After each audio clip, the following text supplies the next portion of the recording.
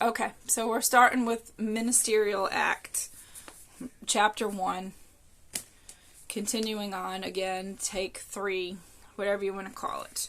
Okay, Ministerial Act. A ministerial act is an act performed by a licensee for a person who is not a client, not involving an exercise of discretion or judgment, assisting the non-client to a consumable real estate transaction. An example of a ministerial act is writing and conveying offers and providing information and aid concerning other professional services not related to services.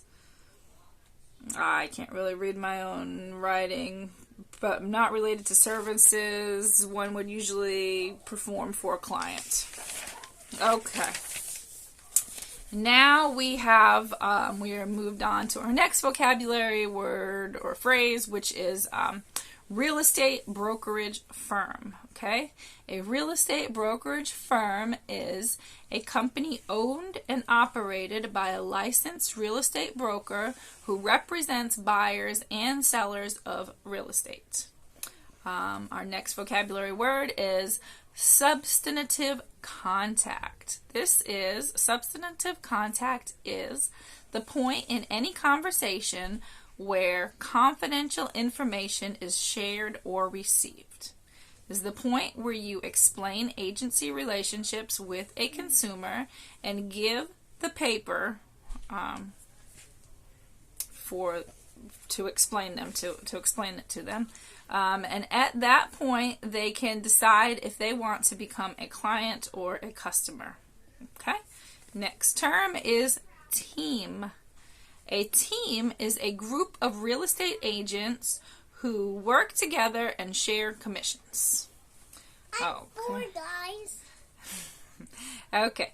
Transaction broker is our next term. A transaction broker is customer service in South Carolina called transaction brokerage.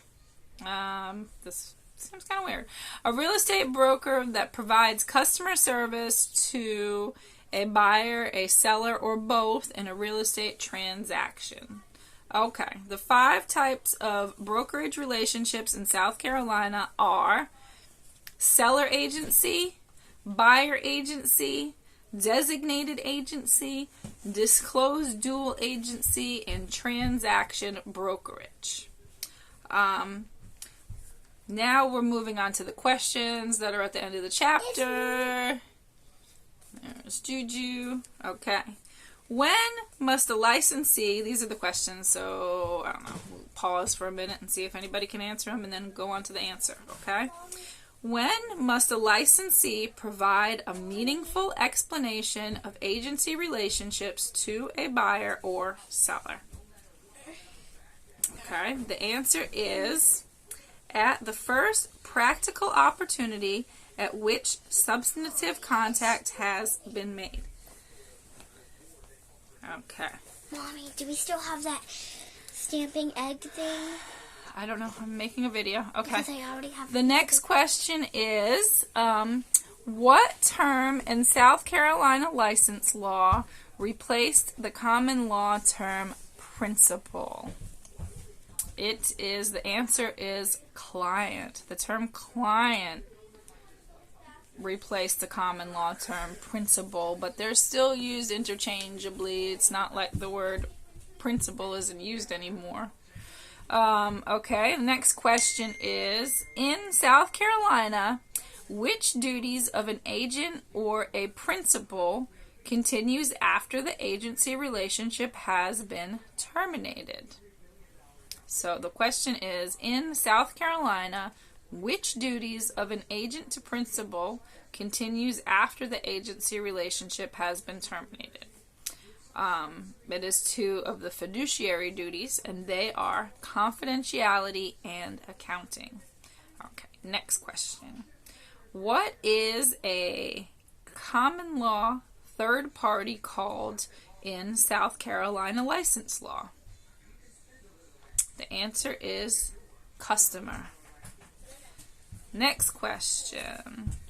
When creating an agency relationship in South Carolina between a real estate brokerage firm and a seller, what is required? A written agency agreement is required. All agency relationships in South Carolina must be written. And that is the end of chapter 1. Let's do chapter 2. I think it's chapter 2. Well, the next South Carolina chapter.